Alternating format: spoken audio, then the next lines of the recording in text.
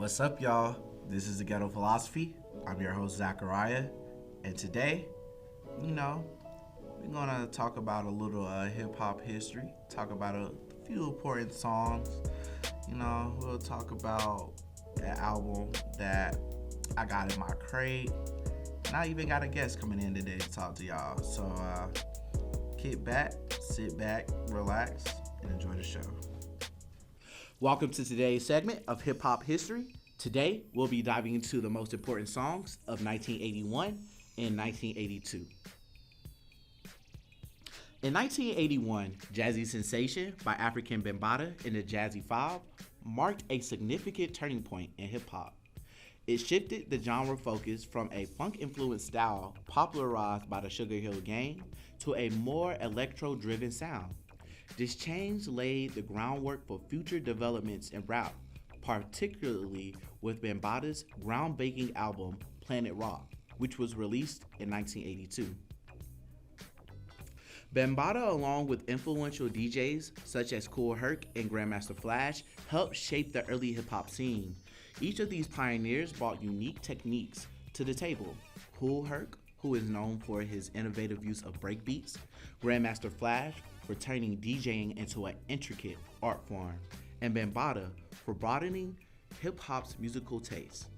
His establishment of the Zulu Nation created a supportive community for artists, offering an alternative to gang life and fostering a creative community in various forms. This includes DJing, breakdancing, and graffiti. Eventually, there will be rappers as well. Jazzy Sensation was notable for a distinctive musical base drawing from Gwen McCrae's funky sensation and showcased an innovative production techniques of Arthur Baker. The song has a two versions, the Bronx version and the Manhattan version, were among the first examples of targeting different audiences within the rap marketing framework, emphasizing the genre's evolving nature.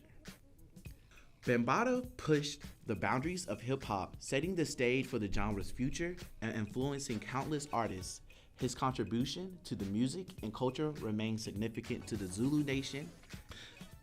In 1982, The Message by Grandmaster Flash and the Furious Five emerged as a pivotal track in hip-hop history, making a profound shift towards a socially conscious rap. The song addressed the struggles of poverty and systematic oppression faced by the black communities, particularly highlighting the dual challenges of being both poor and black.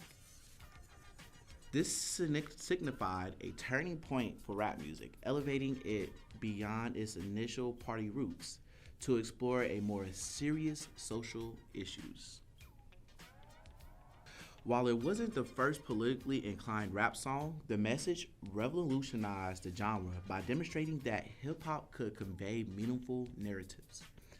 Its catchy pop-infused sound contrasts the way that the lyrics are conveying, and listeners will have to dive deeper to grasp the full message. And it is interesting to note that Grandmaster himself actually did not want to be on the track.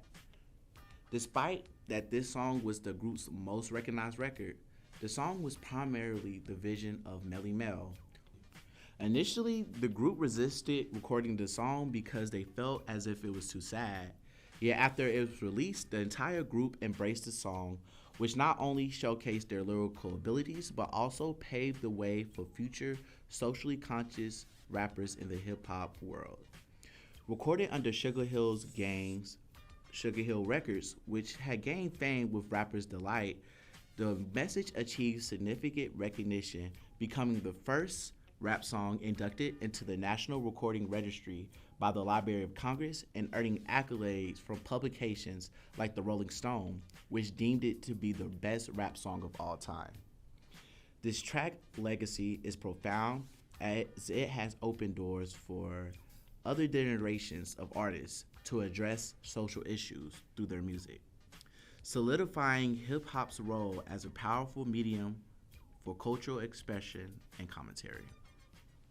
Well, that's it for hip-hop history. Thank you for tuning in. And before we get into the next segment, make sure you like, comment, and subscribe. Welcome to the Ghetto Philosophy. Type. And I got the hottest HBCU DJ here with me, King J the DJ. You already man. know what's up, gangster.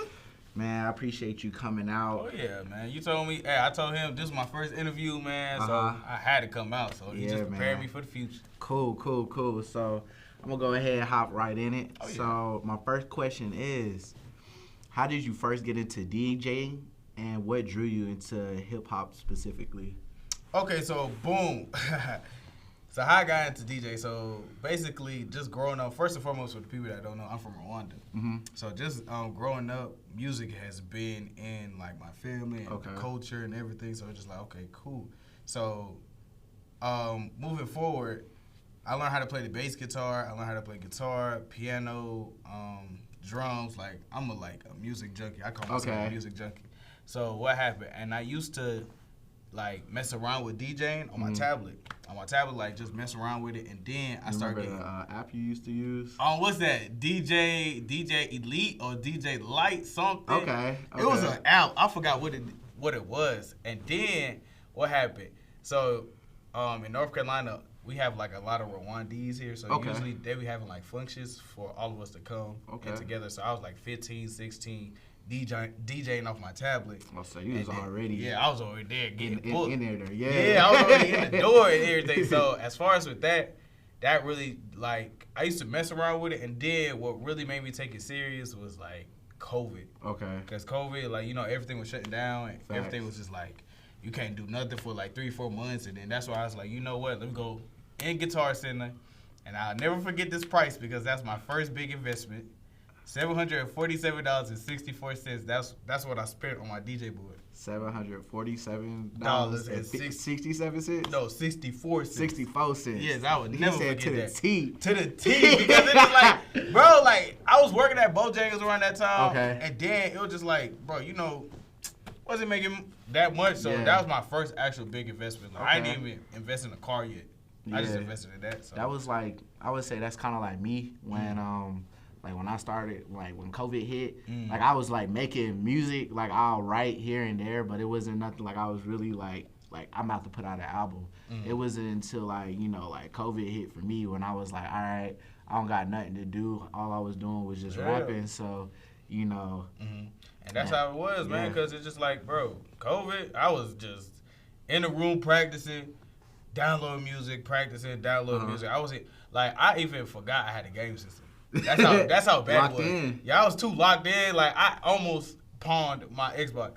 Oh, but it was just like, man, that's hood. That's what I'm telling you.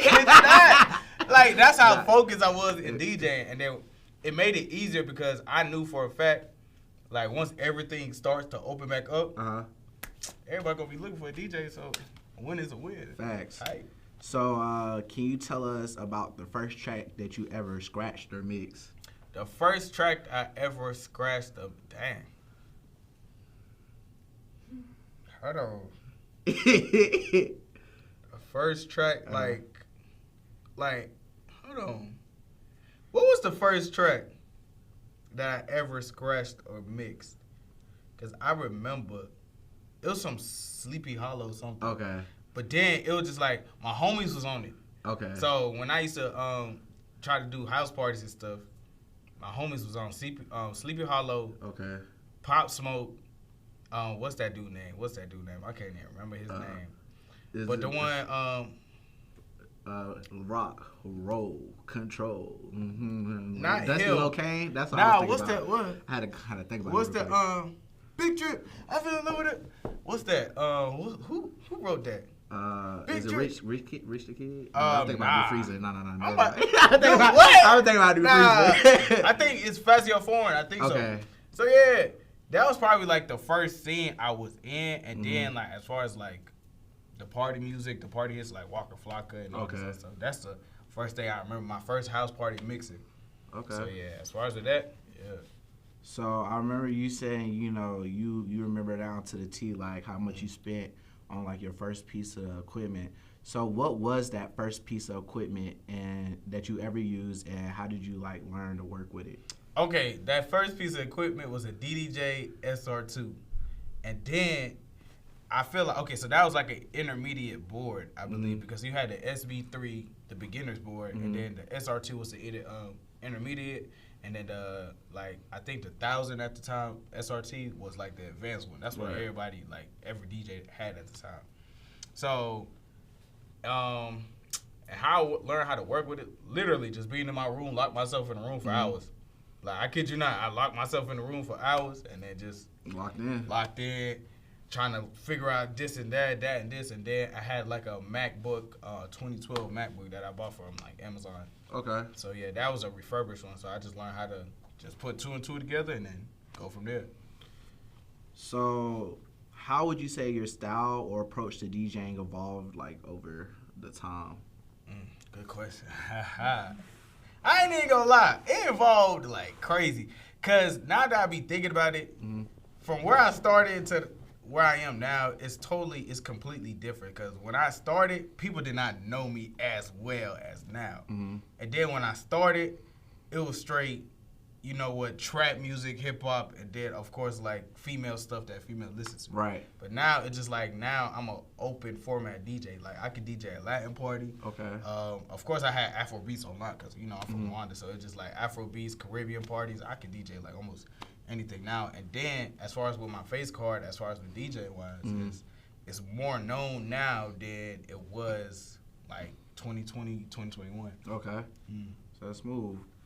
So who are some of your favorite hip hop producers and how have they like influenced your sets? Who is my favorite? I ain't even gonna lie. Or top 3. Top 3. If that make it easier. Yeah, cause okay, so first, number 1, J. Cole.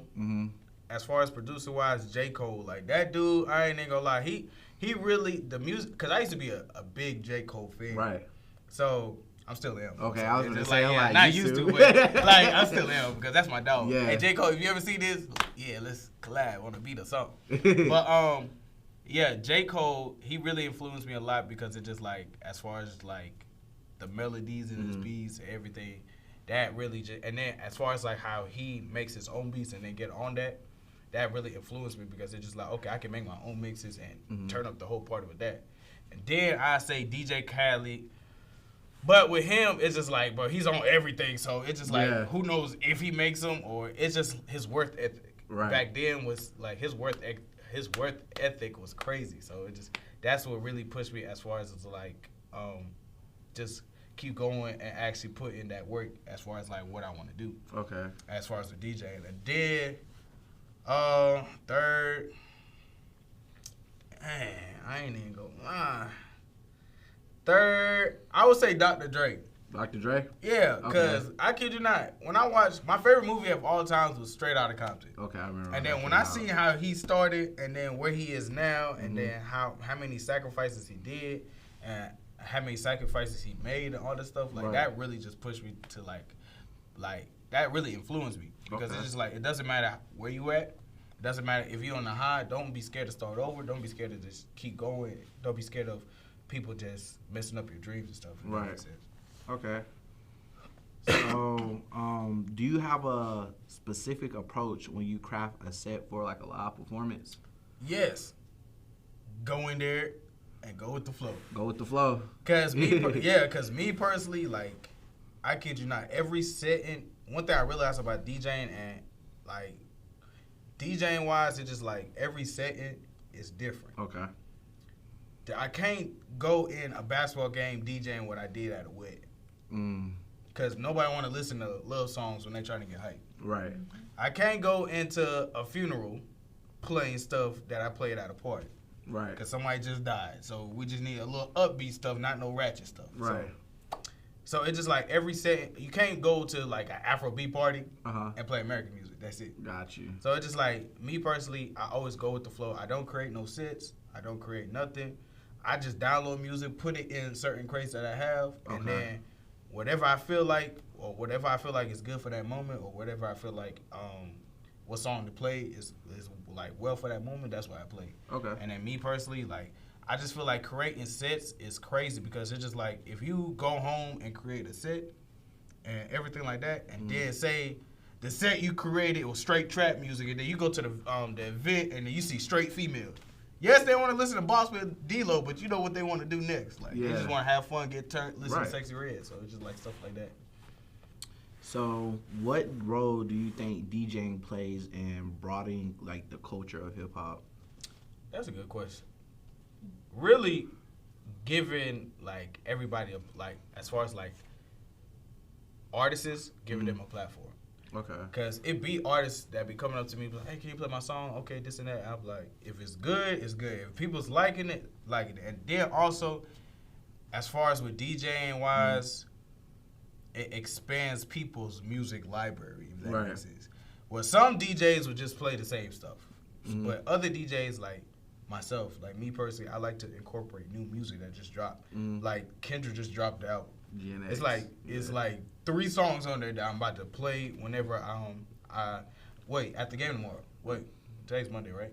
Yeah, at the game tomorrow. So I'm gonna take a quick pivot real quick. So what was your like favorite songs off of? I ain't even gonna lie, Squabble Up. Hold on, what's that other one? Mine's gotta be like Whacked Out Merles. Nah. TV yeah. Off. That was kind of dope. Was hard, and then Reincarnated. That was hard too. Cause I had it right here. Hold on, let me go to the album. Cause it was Squabble Up, Heart Part 6, and then of course TV Off. That's kind of yeah. I ain't gonna lie, the beat was kind of catchy. Yeah. But yeah, them my top 3. Master. I was like, I wish somebody would scream my name like that. Like as far as like any artist, I wish they would like scream my name like that. Cause like, when I heard that, I was like, that's kind of different. That's a good tagline. Yeah. I ain't gonna lie. So can you walk us through your process of blending different tracks together like seamlessly? Okay, my process. Really, when I put songs in a crate, like depending on the mood and depending how I'm feeling, like that is you have to have that music ear if that makes sense. Got you. So it'll be times where I listen to a song and I'll be like, you know what? I want to play this song over it and then just try it and then blend it and then see how people react to it. Right. But me personally, it really just comes naturally. Like, got you. Whatever I feel at that moment or whatever song that I feel like that would sound good together. Okay. And then if I'm at my house, of course, whatever I feel like, okay, this sounds different. It's just really like that for real. All right, for sure. All right, what do you think about the evolution of DJ technology? Does it make the craft easier, or do you feel like it diminishes the art? I wonder where he find these questions from. He about to be Chat GPT. All right, so boom. Dang, that was a good question. Hold on, ask it again. I got you. I said, what do you think about the evolution of DJing technology? Do you feel like it makes the craft easier, or do you feel like it diminishes the art? I feel like it's not diminishing the art because you have to realize we're in a new, different time compared to like DJs back in the 90s where they had to carry turntables. So me personally, I feel like it just give people, how can I explain this? Back then when you have turntables, I say they was focused on scratching, battling, and actually getting the song right and everything. As far as right now, I feel like the craft of DJing is more about blending and keeping the crowd hype. But back then, I feel like scratching, keeping the crowd hype, learning your music, actually, it's extra work compared to now. Because you could just load it now, as far as like on your laptop, load the song, cool. But back then, you had to go through actual crates, actual vinyls and everything, and then just flip it, learn the certain things. Like back then, when I was watching. When I watch videos from back then, it's more harder. I seen it was like more harder than now. Got you. So what do you feel as if is your most memorable gig or performance that you ever had? Dang, bro. See, look. I have a lot, but my top 3. Let me say. I ain't even gonna lie. When I had to DJ for Jam Fest, it's this It was this This concert. is Sexy Red and Yeah, Jeezy. yes, that one. That was memorable because I ain't DJing even. that? Yeah. Nah, that's hard. I ain't gonna lie. That's hard. I kid you not. I'm backstage. It's like, it was memorable because it's just like, okay, I never would have thought that I would be close to people like that. Right. As far as like people with status, like with celebrities and everything like that. So when I'm backstage and I see NLE Chopper, I seen who else? Jeezy walked in. Sexy Red didn't even walk in it because it started raining and it was an outside venue. So she walked in, but she walked back out. So, and then what else? Of course, Shy from the Tray was there. Okay. That's when the artist I also DJ for. Okay. Shout out to Shy from the Tray. But yeah, that was really one of the most memorable ones because it's just like, dang, there's a lot of people here. And that's, I think, the one that really stamped it. And then I got two more.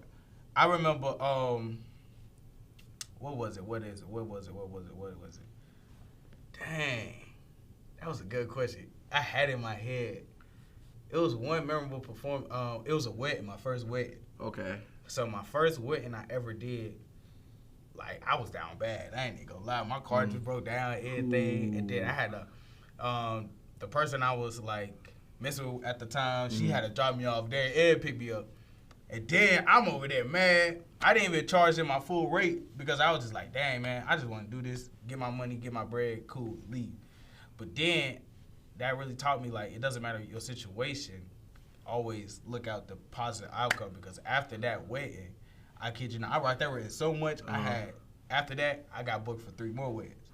And then that actually paid for my car to get fixed again. So I was like, you know what? That was a blessing. And then one more I can say, I think it was during the school year. What was it? It was during the school year. I have to remember the event. I had it in my head. I think it was, I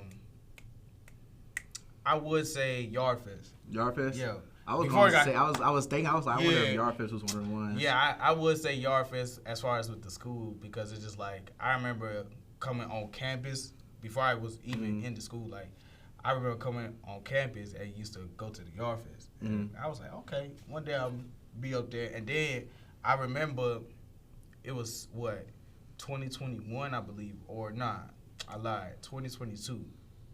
TM was DJing, and then he had me, shout out to DJ TM. TM was DJing the Yardfest, and then the last song, like the last, I think 10 minutes, he wanted me to, like, fill in for him because he wanted to go on stroll with the Alphas. Right. So I was just like, all right, cool. So the last 10 minutes, I'm going crazy. I'm like, you know what? I'm only here for 10 minutes. And then after that, that actually just showed me motivation. Like, okay. Now, I lied. I got one more. Key Glock. I ain't even gonna lie. Now that I'm thinking about it, yeah. Red and black. That one was really the icing because it's crazy though. I was listening to, like, True Story. I was listening to Key Glock before he was even popping because people don't know Bad to the Bone. People don't know none of that. So when Key Glock was popping and actually coming up, like, in 2017, 2018, I was listening to him. Yeah. So now, from listening to him to being on stage with him and then actually dapping him up, and then when he was even on stage, he was telling me, like, hey, bro, you lit. Like, I like your energy. You lit. And I was like, hey, appreciate you. And then that's what I told him, like, as far as, like, I was listening to you, like, back then. He was like, oh, for real? And then that's what he told me to flick up for the picture that you see on my IG. Okay, cool. Yeah. So, yeah, as far as that was one of the memorable moments that I can say as far as the DJing for me. All right. So, what do you feel like is the biggest challenge you face when DJing for a large crowd? Pleasing everybody, like, I ain't even gonna lie. Pleasing everybody, because you gotta realize you can't please everybody, but you have to please the majority. Right. Because some people will listen to Sexy Red, some people won't. Some people listen to Kendrick, some people listen to Drake. So you have to be open-minded to the point where it's just like, okay, it's 2,000 people here, 3,000 people here. Everybody got different music tastes. Some people want to listen to go-go, some people want to listen to Afrobeats. How can I incorporate everything that people want to listen to and make sure they have a good time? Because that's how you stay booked. Because if you over here playing only one genre, one hip-hop, or just hip-hop genre, or anything like that, you're limiting yourself from other opportunities. So that's the hardest one. I ain't gonna lie. So how do you handle a crowd that's not vibing with your set or it's like hard to engage? This might be funny. I ain't gonna lie. If I know I'm trying my hardest, because I am one entertaining ass dude. Like, you can't sit here and tell me I'm not entertaining. If I'm trying my hardest from the time you step in to the time, obviously that's you. That is your vibe. I don't know what's going on with you. That's on you. At the end of the day, I still got paid. I got to that money. I got to the bread. And then if you don't like it, and then I kid you not, sometimes I ask like, dang, I get on the mic and start joking like, dang, why you standing still? What song do you listen to? They'll say a song or an artist, cool, and then I go based off that and then just play like 2-3 songs off of that so they can at least move or something. Right. So it's just like stuff like that. But then if nothing is working, because I remember I had a DJ, a wedding, and then it was nothing but older people there. Right. And you know, older people are the hardest people to get moving. It was like 5 people on the dance floor, but it was attendees like 170. Everybody else chilling, having a good time, recording, but not moving. So I got to the point where I'm just like, you know what? Hey, I still got paid. But then it's just like, the bride and the groom also told me, like, bro, I had fun. You really that dude. So I'm just like, it's just certain stuff like that. Okay. Just because some people don't want to move and the other people, as long as, at least you have 5 people moving. At least you have 5 people enjoying themselves. That's the main goal. Okay. All right. So my next question is, how do you see the relationships between the DJs and MCs in hip hop today? Do you feel like it changed much over time?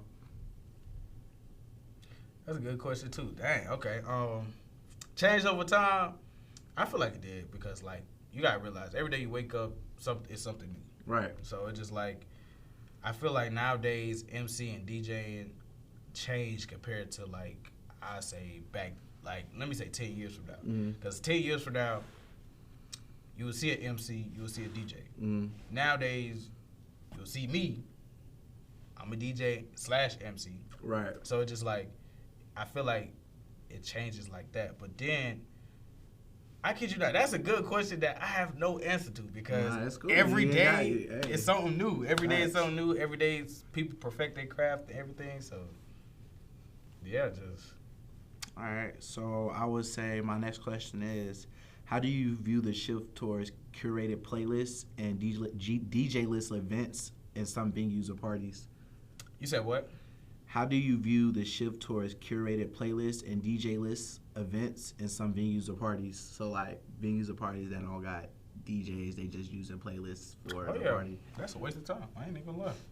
I would not go, like, listen, I ain't even gonna lie. I would not go to no event if it's like an actual event at a venue and you have no DJ, I'm leaving after I get my plate.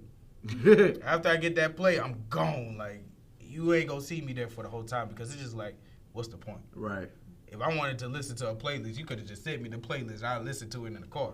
But then it's just like, yeah, as far as like if they have a DJ or something like somebody else that's not me, cool. Like I just be in there vibing. Of course, like okay, introducing myself, like, hey man, if he's good, but if he's trash, hey, keep up the good work. Keep up the good work, son. Lying, man. All right, so. Have you had any memorable collaboration with any like other artists or DJs, and what was that experience like? Yeah. Let me see. Let me see. Talk about Shot for the Trade. Oh yeah, Shot for the Trade. It's crazy though. Yeah, Shot for the Trade. That's my dog now. Cause when I was coming up, she was coming up also. But then she had an old. Damn, I can cuss her here. She had an old ass nigga as a DJ. So I was just like, you know what? I shoot her a text, and it's crazy though how it's a full circle because I shot her a text, and then when I shot her a text, she didn't read it until she hit me up. Well, she didn't hit me up. Her manager hit me up, and then once her manager hit me up, that's when we locked in, and then that's when she read the message that I sent to her like 3 years ago, and she was like, "Oh dang, I could have been had you as a DJ because it's actually hard." So boom, that was when, of course, Key Glock. And then, as far as like DJ wise, I kid you not, my dog DJ K Grady, because at the time when I was coming up, he was like, that's all you used to hear, DJ K Grady. DJ Trails, he was alum from WSSU. That's my dog still. Who else? Of course, TL. That's my dog too, because when he was coming, he was a young nigga. So being the young niggas in here, like that's one person that I can actually like. Okay, cool, because I used to hear about him, and then he was the #1 HBCU DJ before I was. Got you. So stuff like that was really memorable for me. Okay. So my next question would be, how do you balance your work as a DJ with your relationships to producers, MCs, and other creatives on the scene? So, like, as far as, like, entertainers? Yeah. Okay, so really just chop it up with them. Okay. Because, like, my dog, Just Mikey, shout out to Just Mikey, he was also #1 HBCU host when I won #1 HBCU DJ. That's my dog. Really, we talk, like, almost every other day. That's my dog, as far as just, like, even without entertainment, because it's important to build connections. And then also, CDK on the mic, that's my dog also. So we talk, anytime I had a question about actual business-wise, I ask him. And then also DP to MC. Right. So it's just like, that's my brother. DP to MC, that's my brother. So it's just like, keeping relationships, like, as far as like friendships and brotherhood like that, outside of entertainment, like, we really don't have to talk, like, only when we have to be beside each other. We can talk whenever. So that's why just building relationships like that is really important with that, because that's also building chemistry, just in case we both work together. Right. So what do you think your role... Oh, my fault. Let me reset that question again. What role do you think DJing plays in breaking new artists or introducing a new sound to audiences?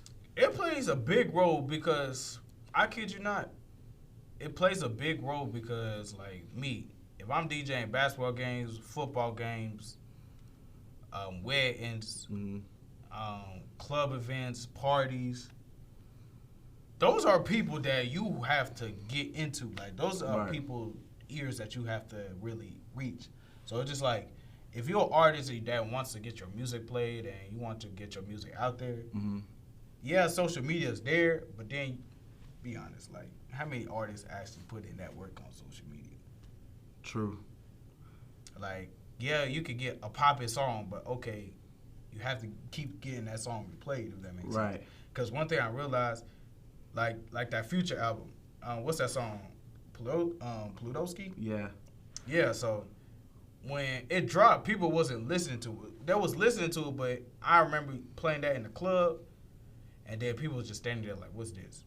Now I play it, they like, like, it's just like small stuff like that. You have to, it's important for you to make a connection with the DJ, especially as far as like with the artist, because it's just like, if that DJ is constantly booked and constantly playing your stuff in rotation, like, bro, people is going to catch on. Because it's times where people, like artists that gave me some music, it's times where people will ask me, like, what is this? And I tell them, like, hey, this is a new artist. Oh, this is hard. They on YouTube? Go from there. So I know, like back, like, my freshman year, sophomore year, like, I used to, like, that's, like, I stopped going to parties after, like, my sophomore year, but, like, I know freshman year, sophomore year, when I did go, like, to parties, I'd be wanting to, like, perform, so I try to go to whatever DJ was at the party, but I feel like they'll never vibe with me, and I'd be like, hey, I break bread, like, let me know what's up. I'm just trying to, So let me explain. What is that from the DJ perspective? Yeah, like, let me explain from that perspective, because, like, I kid you not, it's times the party be up here, of course me DJing, party be up here, people's lit, oh, okay, this and that, they going off the, like, they over here, like, lit. Just imagine, hey, can you play my song?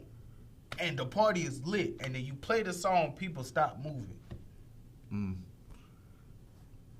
then it's just like, okay, after that, once the song is finished, it's going to be hard to bring that same energy back compared to, like, it's constantly, like me, when I DJ, energy be there from, like, 11:30 to, like, 1:30. Because 1:30, I be slowing it down, everybody go home.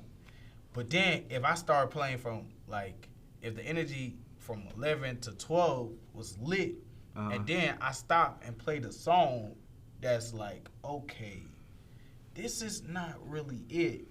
then it's just gonna shift the whole energy. So Right. that's why it's important to reach out to the DJ before. Okay. Because it's just like, okay, I can fit your song in the warm up. Right. Warm up, I call it the warm up because it's just like from 10 to 11, everybody just vibing. Right. Okay, that's a perfect time to play some new music. That's a perfect time to play a new artist. Mm-hmm. Or the last 2 songs before you slow it down. Okay. That's a perfect time to play that too. And it just depends on how like the song is. Mm-hmm. But for you or for artists to come up on the spot and say, hey man, play my song, I'll play it. You bringing me some bread? Hey, I need gas for my tank. So what is it? 50? All right, cool. Everybody listen to this song real quick, boom. And just play that. But then certain DJs don't roll like that. Right. Compared to me, because I'm a cool ass dude. So Yeah. I play a song, especially if you bring me some bread. That's money. Yeah. All right, cool. All right, cool. Yeah. So, next I'm gonna just start talking about more like the college life a little bit. So I want to ask, how do you balance being a college student with pursuing your passion for DJing? Is it like hard to juggle both? Oh yeah, it's hard. It's definitely hard, especially like times where it's just like homecoming Mm-hmm. and times where you actually just like have to be on the scene as far as with that. But then also, I tell people like you have to finish. I always do it my work ahead of time, Mm-hmm. and always lock in with that ahead of time, and then focus on my passion. Got you. But then also, there's because one of my DJ homies was telling me this. He was just like school wasn't for him, so he was focusing on his passion. Mm-hmm. DJ Rico Velli. He went to Morehouse, I believe. He went to Morehouse, and then he was, I think, a junior, Mm-hmm. and then he said he just dropped out because it's just like he worried about his passion. And then as far as that, now he's no caps DJ. Okay. So it's just like you really have to. If it's for you, it's for you. If it's not for you, then it's not for you. But then me personally, I kid you not, it's not hard. Well, it's not hard, but it's not easy at the same time because there's times where you have to lock in on an assignment, and then you have to turn around and go DJ. Because if I know I have to DJ, I have to leave the house by 9:30.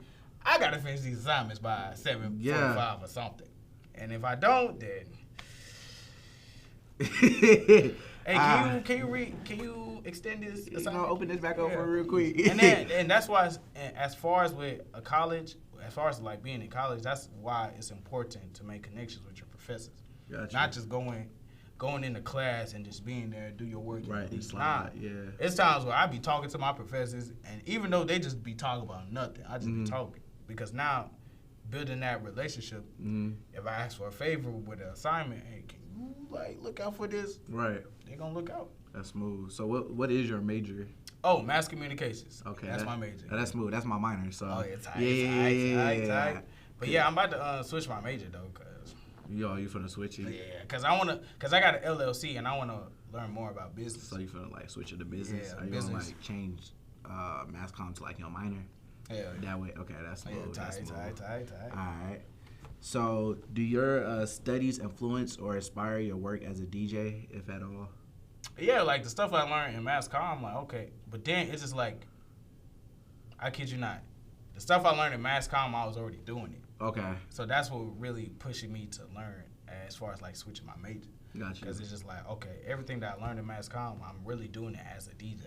And then the opportunities that I had to, like, I can get from mass comm with my degree, I can reach with that with DJing wise. If Right. that makes sense.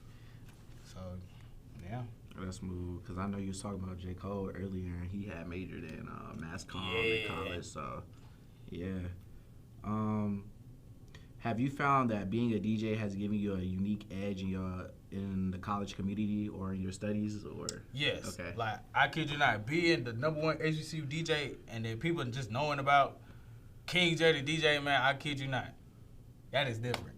Okay. Because it's like, I could go to A&T, I could go to John C. Smith. Shout out to A&T and John C. Smith because they be booking me. You know, John C. Smith from Charlotte, so yeah. Oh, yeah. So it's just like stuff like that. I can On the go into floor, any HBCU and they still open me like I'm their campus DJ. Okay. And then as far as with that, just making connections wise, you learn new things like on the road, and then you just learn new things at different HBCUs, different cultures at HBCUs. Like stuff that we do here at Winston, they don't do over there at A&T. Stuff they do at A&T, they don't do here in Winston on Livingstone. So it's just like stuff like that really showed me a lot as far as with DJing and how to step in any room or any environment as far as the HBCUs. Okay. All right, and do you ever incorporate hip hop culture into your academic work, like papers, projects, or discussions?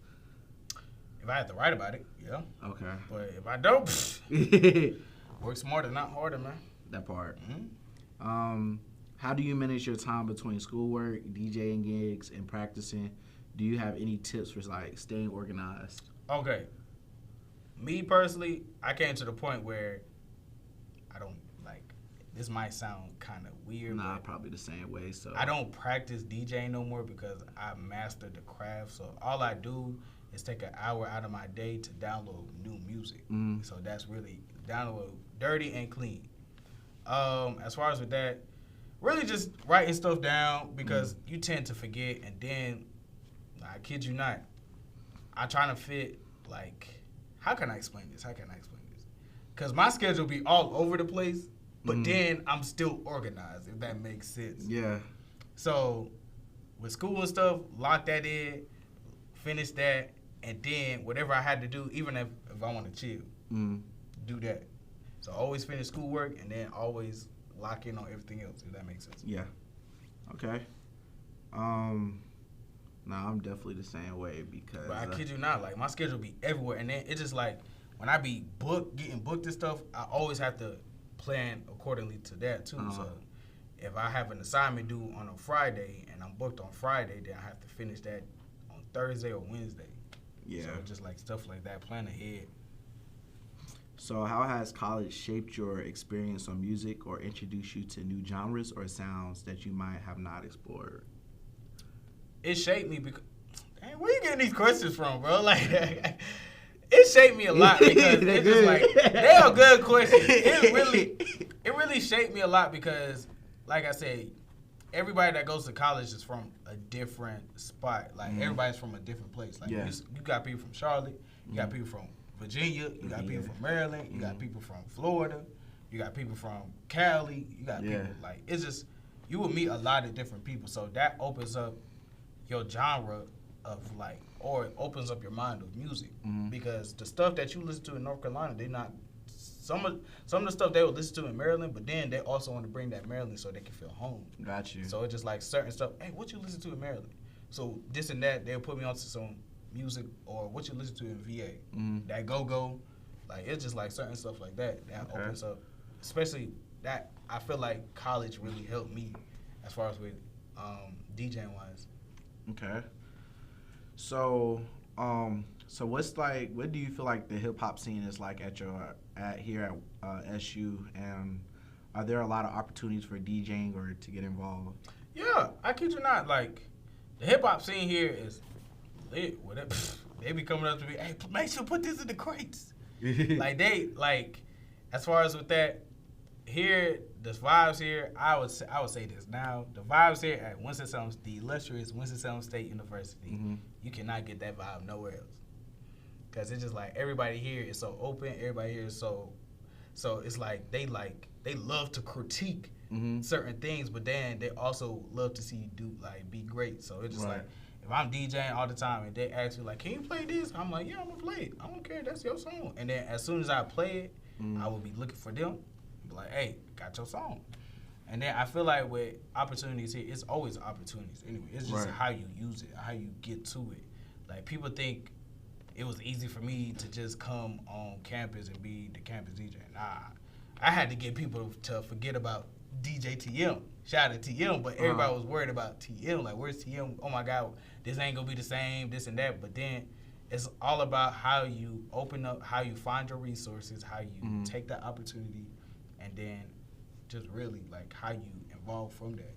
Okay, I like that.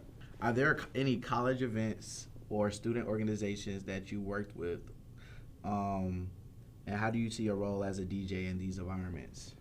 Like as far as I worked with almost every student org that's on campus. Yeah, so. And then I feel like since everybody's drawn to a different organization, and me working with them, it helps me because it's just like, okay, they want to listen to some orgs want to listen to this. Like Epiphany. That Vogue music, I really wasn't hip to it until I started asking people from Epiphany how to get them lit, what do they listen to in their organization. So it's just like stuff like that. Okay. All right. And do you think the hip hop is well represented or understood here at Winston-Salem State? And how do you feel about the way it's appreciated by your peers? I feel like it's appreciated because if I play some Young Dolph or Sexy or that new Gorilla, like I kid you not, they gonna be lit. And as long as I bring the energy, they always gonna bring the energy. All right.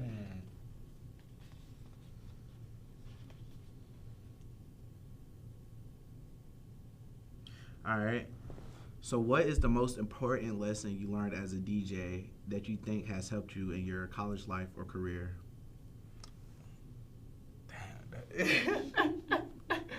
That's a good question. The important lesson.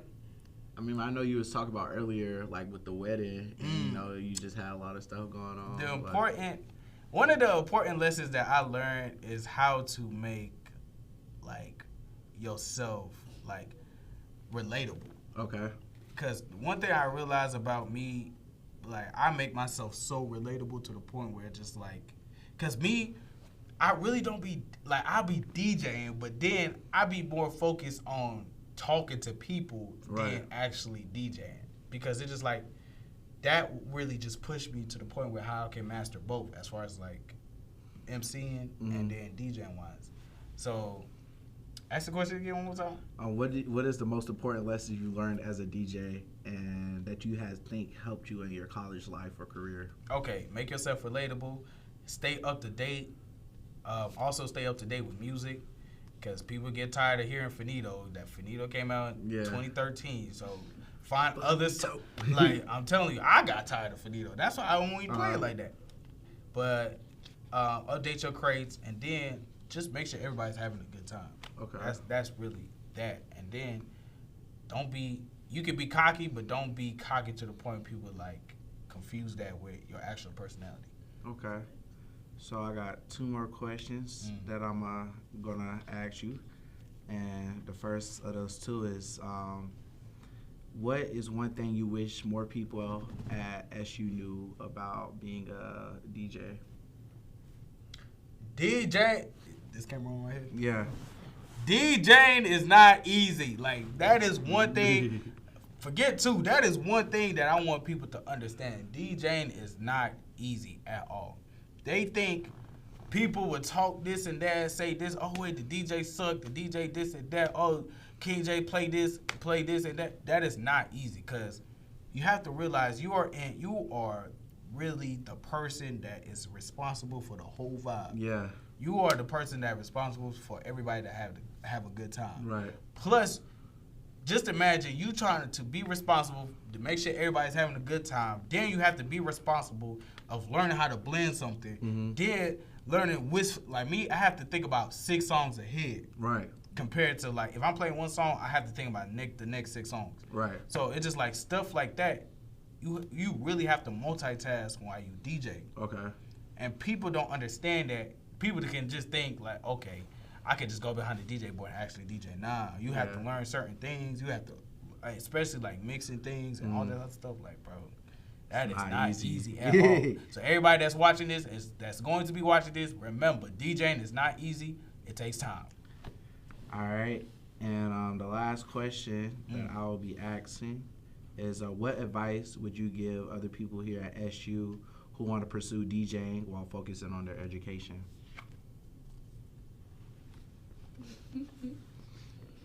Dang, okay. You not need to do it one more time? Nah, that was a good question. The advice I would give people as far as with that, just learn how to balance. Learn how to just balance your education, and then also learn how to keep on having that passion. Okay. If you want to start DJing, you have to have a passion for it. You have to have a passion for it. And that's for like anything, not just DJing, like music-wise, even MCing. You have to have a passion for it. You have to find your niche, and then learn how to be different from other people. Right. Because it's just like, okay, people are used to hearing me. How can you be different from me? How can you not? Because I kid you not. Yeah, I get certain things I do is like people are used to it, but don't turn around and copy that. Mm-hmm. Learn how to build off your own thing. Learn how to build off your own energy and stuff like that, because it's just like people notice.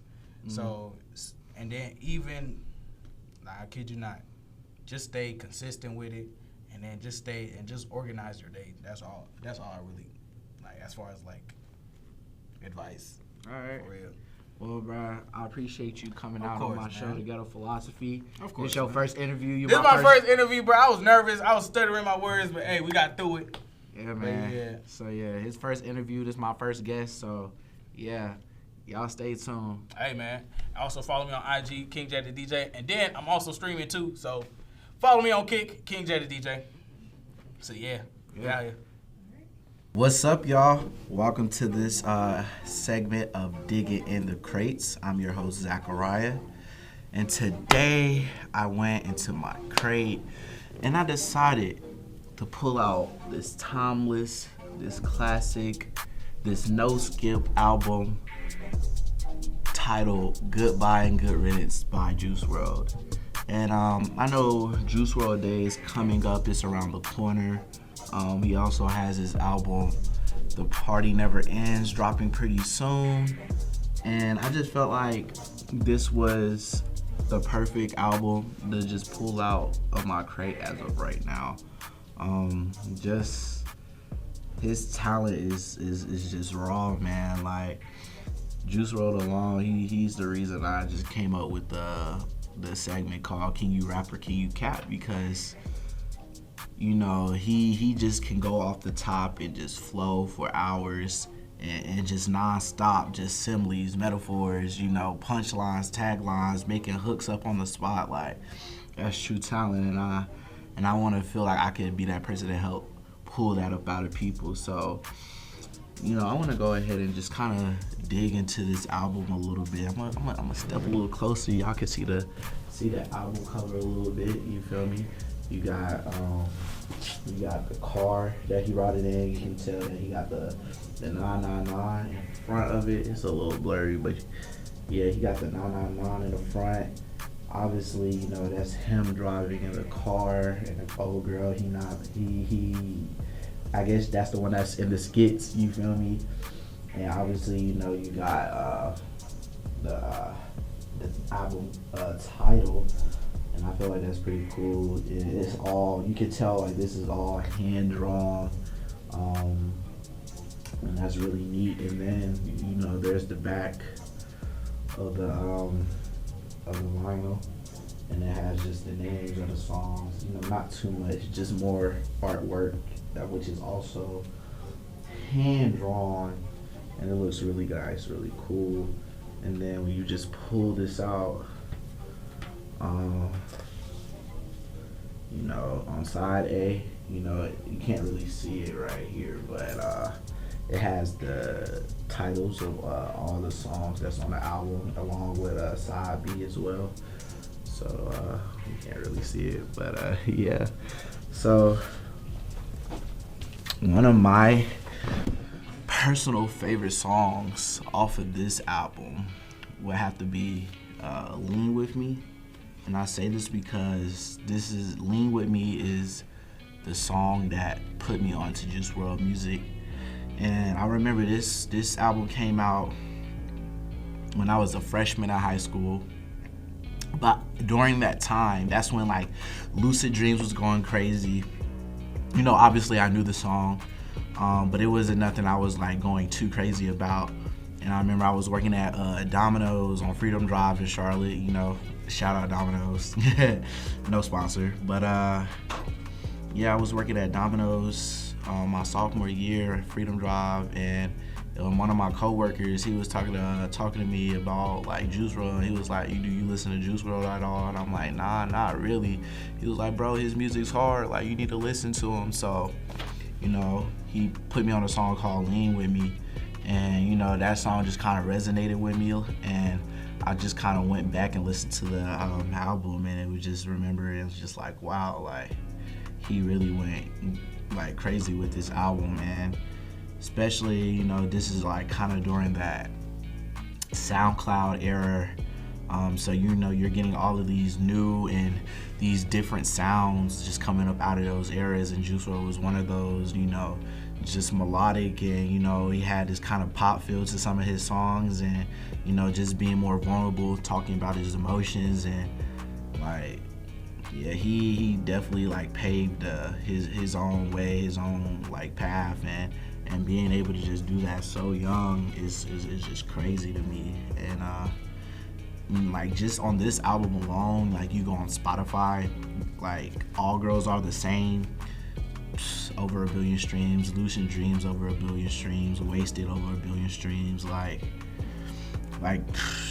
I'm pretty sure half of this album probably has over 1 billion streams over like songs individually, like just off his legacy alone. Like I like really hate he went out the way that he did. Like I was really in disbelief when I saw like just the news of he just passed away and had overdose. That was kind of like sad for me. I was kind of like, there's no way. He was just here. He just dropped Bandit with NBA Youngboy, and it's just like damn, like now he's gone. And I don't know, that was just a hard one, because it's always like, oh, this rapper passed, oh, this rapper died. It's like, a lot of the times it's kind of like, oh, okay, all right. But like with Juice WRLD, that one hit different. Like just kind of like how X, like it hit different. Just his impact and the way he went about his artistry and his music, it was just like raw. And like this is just a breakup album. It kind of inspired my album, Lost Soul. This album right here really inspired my album Lost Soul. It was just kind of like a thing where I'm in love and then just falling out of love and just kind of finding yourself. So yeah, that's really what kind of Lost Soul is. And he even inspired the Kid Leroy with his album titled Fuck Love, even being featured on one of the songs called Go.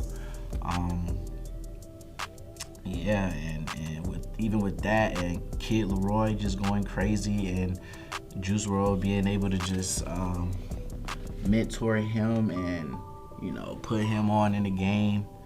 That was just it's just kind of a beautiful thing to watch. Just like even after he gone and after all of his accomplishments and accolades, like his name still resonates, and his legacy's gonna live on forever. But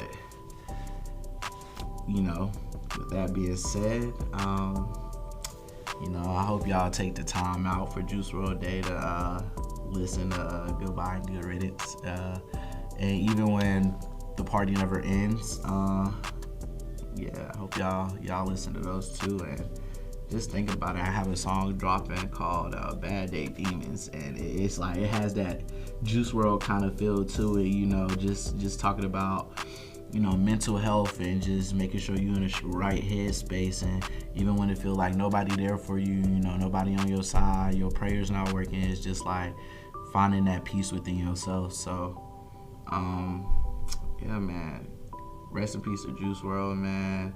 His legacy gonna live on forever. And yeah, the party never ends. I'm actually excited for that album. So that's it for Digging in the Crates, and I'll catch y'all in the next one. All right, y'all, this look like we're coming to an end. Before we head out, I want to tell you guys I got a new song dropping called Bad Day Demons, December 6th on all streaming platforms. So stay on the lookout for that. But I really hope you guys enjoyed this show. Don't forget to like, comment, subscribe, and I'll catch you on the next one.